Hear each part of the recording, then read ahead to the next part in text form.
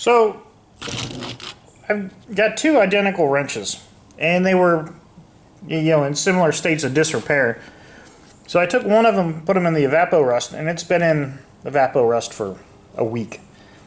I think it probably was effectively done, after a day or two, but it left this black residual on there, and I think that's going to need to be wire wheeled. We will wire wheel this and take a look at it later on. But then I'm going to sandblast this, and I'm going to try to get one of my little cameras in the media blaster. And I keep saying sandblast, but you don't use sand because silicosis will kill you. The sand fragments, you don't want that in your lungs. So it's really glass bead, and in my case I actually use coal slag. And then you can use aluminum oxide, which is a little bit more expensive. That's just like the grit on sandpaper. So the purpose, if you made it this far in the video, the purpose here is, what do you do when you have a bunch of rusty stuff? What's the best way to treat it? The Evaporust, I'm going to tell you right now, is the most hands-off way to go about starting to clean things, but it's also much more expensive. Well, it's hard to calculate that because a media blaster isn't free, nor is the compressor that generates it. So you have all these sunk costs into things, and is a media blaster more cost effective for me? Yes, because I already own the rest of the the gadgetry that goes along with running a media blaster. And well, let me show you my setup. One of the downsides to a camcorder is you don't get a wide field of view, so I got to stay back to get a larger perspective of this. But this is a blasted all cabinet. It was an unfortunate set of circumstances for a gentleman, and his father had passed away, and he was compelled to sell this and quite a few other items. I got this and my Walker Turner Model 1100 drill press, and some other stuff, Hartford Super Spacer and whatnot, for very cheap. For $275, I picked up a lot of nice equipment, and it was, it was sad, but I was happy to have it, and he was happy to sell it to somebody who's going to use it. So it's a large cabinet. I mean, as you can see, I can't, I'm 6'2", and I can't reach one arm halfway across this thing. So that's why it's got two doors on it. It's that large. I'd say, at least 42 inches across, give or take. 44 inches across. So 44 inches across, whatever, 30 inches deep. Pretty tall. It's a little hard to media blast big things because the arms will not reach into the corners. My arms will not reach into the corners, so if you put some over here, you need to have like something to fetch things. So I sort of grab this and use it to ferret stuff over, and that works. But it's been an indispensable tool, and you can see my wiring skills. I took some of those LED lights and just bolted them to the top. The more light the better in these things. Because this thing, it has a reclaimer on the back which vacuums the sand out of it and takes the dust. That's the reclaimer. It vacuums out of the bottom and puts all the sand in the bottom of this hopper here, and then that's that other white tube that goes back up to the gun. Or the nozzle. So what it does is it takes the fines and ejects them from this tube, and then I've taken one of these ducted things and blown it out here to the yard with a insulation collection bag, which is 12 feet or 13 feet long or whatever, and that has enough surface area to take the amount of air that this thing moves and capture the dust by and large.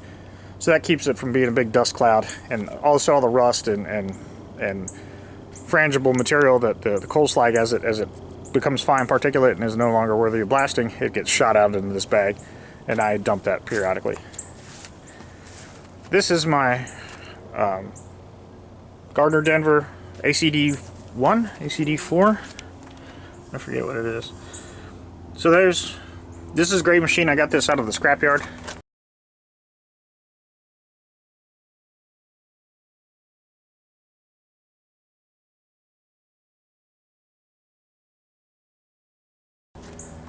Took a little bit of work. That's the ACD1. It's been an outstanding machine, and I couldn't be happier with it. It's not to say I wouldn't like a quieter one. This is quiet in the scheme of air compressors, but I would like one of those rotary machines one of these days, but it's cost prohibitive. So, but this machine has been great for me. I may have mentioned it in an earlier video. This part of the noise that comes from air compressors is from the intake. And a garden hose, a lot of people say, oh, a garden hose will work. But I took a piece of hydraulic hose and added it to the intake here, and then ran it down to the air filter, which is down there on the ground. And that knocked off some of the, probably not the overall decibel level, but there's certain types of noise that are more abrasive. So now it's less, the term abrasive, I mean in terms of annoying, is less annoying now. And the neighbors are not that far away. And there's quite a bit of vegetation between here and there, so hopefully they're not too annoyed. And I took a decibel meter next door, and I was reading, 65, 70 decibels out halfway to the property line, so it should be pretty quiet on their end. But again, I try to operate this at reasonable hours. Alright, now let's take this one over to the wire wheel, and then we're going to take a proxy. We're going to take something that's comparably rusty to this one and also wire wheel it, and just side by side, and then we'll take this one just unadulterated as it were and put it through the media blaster, and then we'll come back and compare all these things. This is the proxy one. We'll see just what a portion of the wire wheel does to this.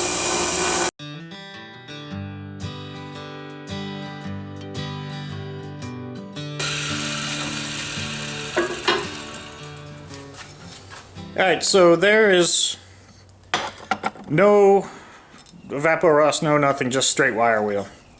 You can see that's done a pretty good job. Now, this one has been in the Evaporust, and I think the advantage for the Evaporust is going to have gotten into all these nooks and crannies, which would be a real pain in the a pain to get to. So that's a one-up for the Evaporust right there. So let's go ahead and wire wheel this.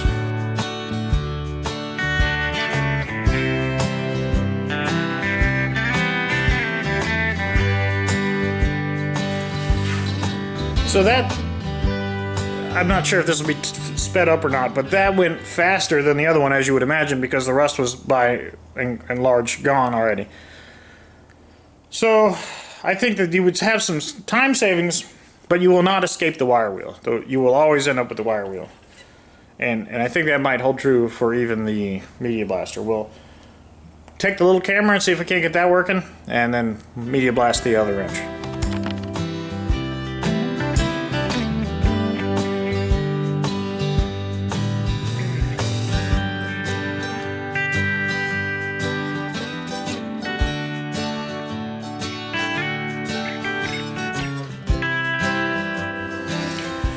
Alright, so here we are. This is the wrench that I media blasted, and you can see it's almost white. There are a couple spots that I could have spent a little bit more time on. That's what I was saying earlier about having a lot of light in the media blaster is good, because the shadows and whatnot, it's hard to discern what you blasted and haven't blasted. And you may have seen me fiddling with a nozzle in there. Occasionally a chunk of rust will get down into the hopper and clog it up, and I'll have to backfeed some air through there to get it to go again. And then once it starts blowing, it does pretty good work. I'd say I spent 3 minutes on this in the media blaster. It goes very quickly, and it didn't occur to me until I was cleaning it up in there that the media blaster is just indispensable for getting into this particular handle. I mean, it's hollow, so to get in there with a wire wheel is somewhat problematic. Even with a fine wheel, it's really not going to get in there. But it's just what it is. So there's advantages and disadvantages. So it leaves that white finish on there. And I think when I was saying earlier about the wire wheel and not being able to escape it is, that finish on there isn't necessarily ideal, I don't think. Let's go ahead and touch it to the wire wheel.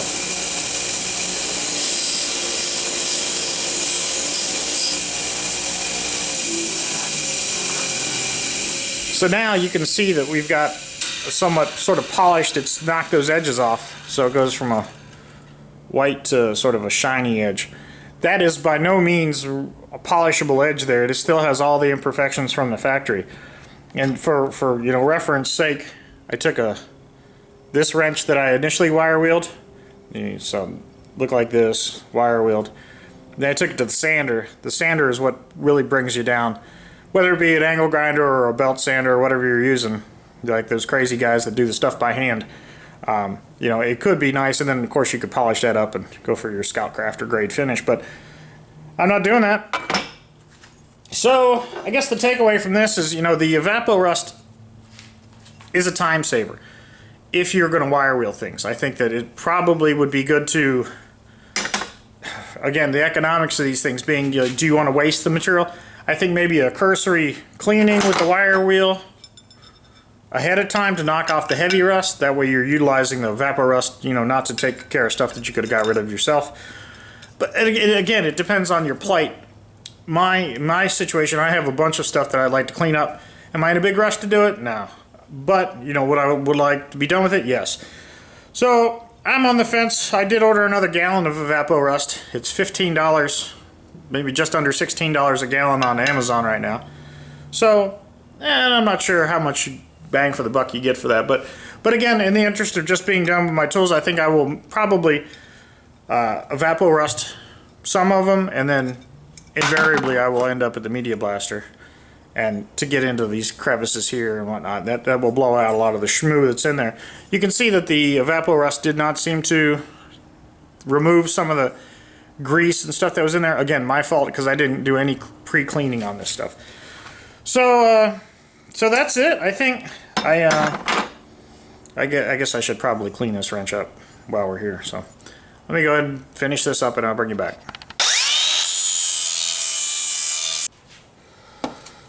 Alright, so I've got the jaw. I can tell that section is free, but this section is absolutely not moving. And this is where you want to resist the urge to get a set of pliers and grab onto it like maybe someone had before. I have a feeling that this is stuck on that pin. That's one of the places that perhaps the Evaporust could have gotten. Again, this is one that went through the Media Blaster, so it is seized on that pin, which means that it's highly unlikely that I'll be able to unscrew that, as it were. So I'm going to put a little heat on it and come back to it and see if I can't wiggle it out.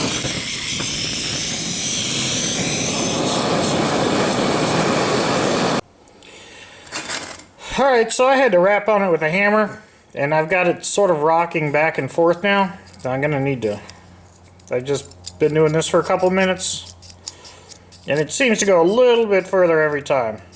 So I just keep back and forth and back and forth and back and forth, and it should work that grit out of there. There it is. Alright, so a little goofing off.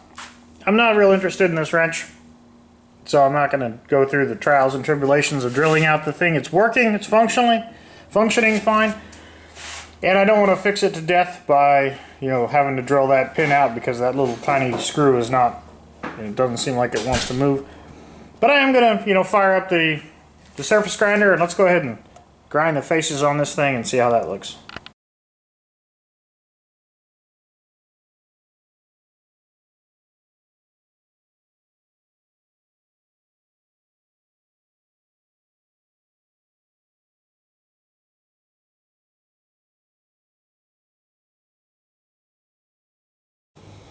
Alright, so that was not nearly as fun as I thought it would be. I've got some little tiny scratches in there that the finish should be pretty nice on that, but I don't know what I'm doing. I haven't used the surface grinder very much. And the edges really start to taper in, so if I were to, you know, try to grind this whole thing down to this point, you know, it's just not designed to do that.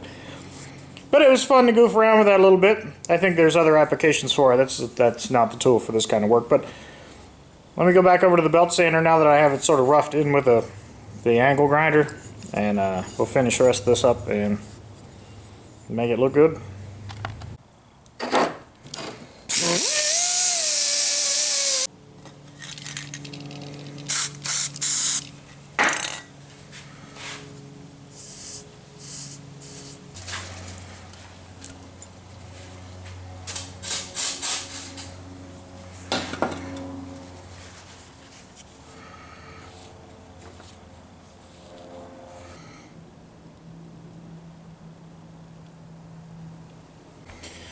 Alright, well there it is. It is finished up. This is not going to be something I'm super proud of in the future. It's just illustrative of, you know, what you can do.